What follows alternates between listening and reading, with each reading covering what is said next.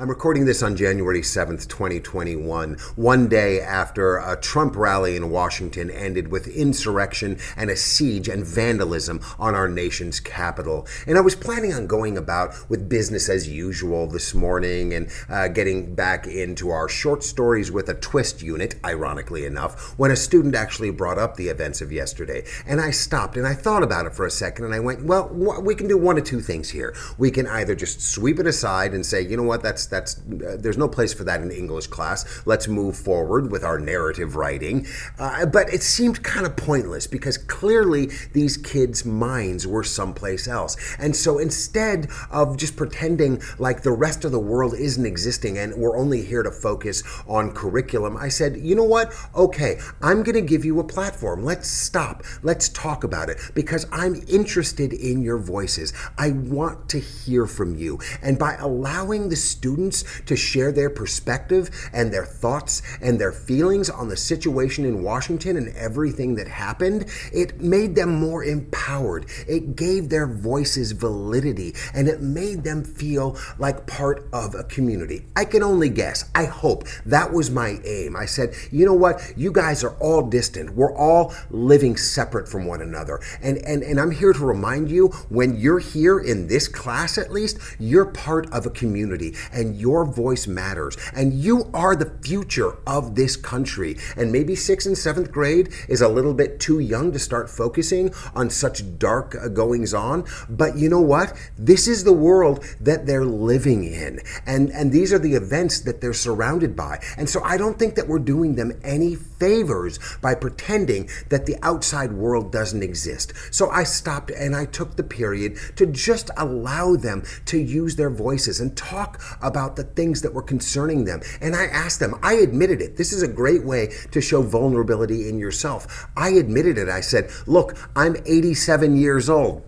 And I'm not worried about the world. I'm scared about what I'm seeing in the world. And so I can only imagine how you are feeling about what's going on in the world. And by giving them that license, by allowing them the permission to be afraid, I truly believe that it builds an even stronger culture and classroom community. You know, you want to be careful with situations like this. You want to be careful not to let your own political views get in the way of a teachable moment. And so instead of saying what you think, you turn it back on them and you ask them questions. What are you seeing? How are you feeling? What sense do you make out of all of this? Why do you think people are behaving the way they are? What do you think is going to happen next? And so you open up this dialogue that doesn't involve your own thoughts or agendas, but puts it on the students themselves so they feel like they have some validity again. So they feel like they have a voice in the midst of all the chaos.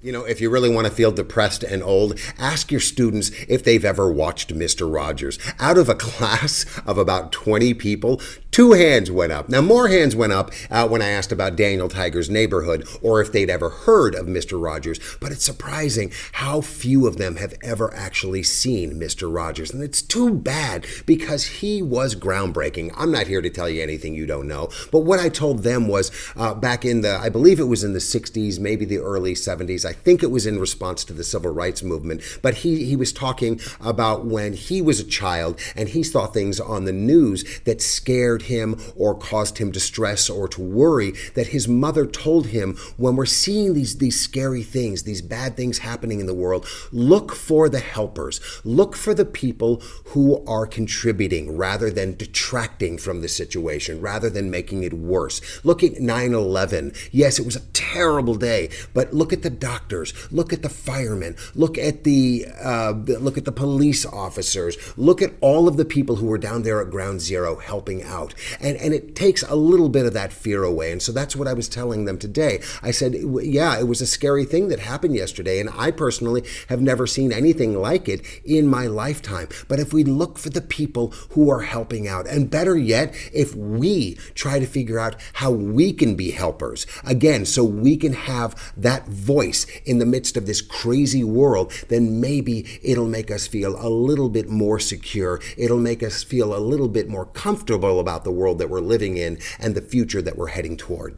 Look, Use your head. I mean, you know your students and you know whether or not these conversations are appropriate to have or not. And if they're not, then don't have them. But if it seems like something that's going to benefit your classroom community as a whole, especially this year where everybody's in quarantine and everybody's so distanced from one another, having these frank and open conversations where you allow your students to really voice their opinions and their thoughts and their feelings and their hopes and their fears can do wonders for establishing that strong foundation of communication and build your classroom community even more. Thanks for joining me today. I hope you're well out there. Please stay safe. It is a crazy, crazy world. Take care of yourselves. Please take care of someone else. We'll talk to you soon. Bye-bye.